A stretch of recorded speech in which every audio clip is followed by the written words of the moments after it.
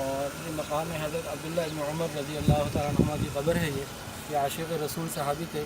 امیر المؤمنین حضرت عمر فاروق رضی اللہ تعالیٰ عنہ کے صاحبزادے تھے، اور ایک ایک سنت پر مر مٹنے والے تھے۔ یہ باہر سے دیوار بھی آپ دیکھ سکتے ہیں، اور ان کے اندر ایک ایک سنت کو زندہ کرنے کا ایسا شوق تھا، اور ایسے عاشق رسول تھے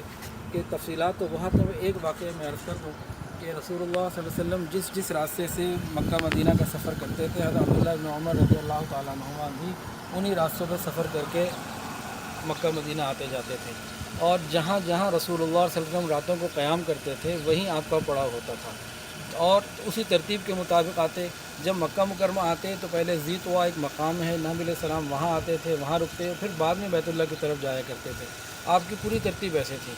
اس کی انتہا یہ ہے کہ ایک مرتبہ عبداللہ ابن عمر رضی اللہ تعالیٰ عنہما جو عاشق رسول ہیں، یہ جا رہے تھے،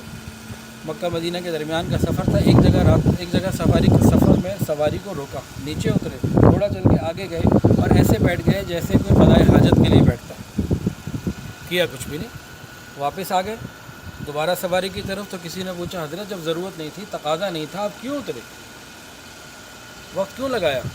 تو عجیب بات ارشاد فرمانے لگے کہ میں رسول اللہ صلی اللہ علیہ وسلم کے ساتھ اس سفر پہ تھا، نبی علیہ السلام یہاں قضائے حاجت سے فارغ ہوئے تھے، وہ آج مجھے ضرورت تو نہیں تھی، لیکن میرا دل کیا میں وہی کروں جو میرے نبی نے کیا تھا۔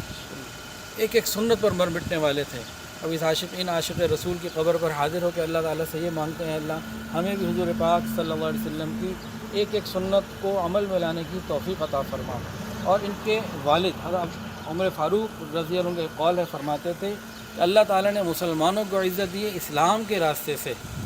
اگر مسلمان اسلام اور سنت کو چھوڑ کر کسی اور راستے سے عزت حاصل کرنا چاہیں گے پھر اللہ ہی ان کو ذلیل کرنے والا ہے۔ اللہ تعالیٰ ہمیں اسلام کی قدر کی توفیق عطا فرمائے۔